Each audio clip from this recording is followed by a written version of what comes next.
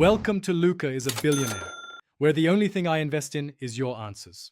You start by verifying compatibility. Inspect the bike frame, axle type, and suspension because they carry the added load. Once done, measure track width and wheelbase to position the sidecar. Accurate placement prevents handling issues. Next, mock fit the mounting plates and clamps to identify bracket positions. Make sure to use the correct fasteners and a torque wrench. Improper hardware will fatigue. As you work, keep components aligned.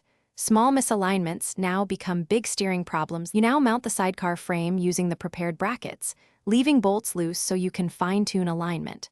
Once bolts are in place, set toe-in and lean-out. Toe-in stabilizes tracking, while lean-out compensates for camber and turns. Use a level and tape measure to match heights and ensure the sidecar wheel tracks slightly inside the bike line. After confirming geometry, tighten fasteners progressively in a cross pattern to specified torque. This avoids distortion and keeps alignment true. You finish by integrating systems. Wire the sidecar light, attach the safety tether, and bleed or connect the brake if present because functionality matters for safety.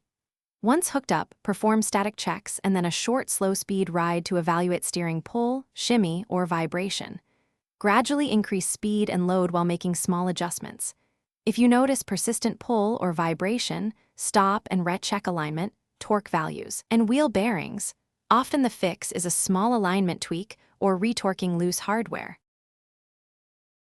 Thanks for watching and please subscribe. It's the best investment you'll ever make.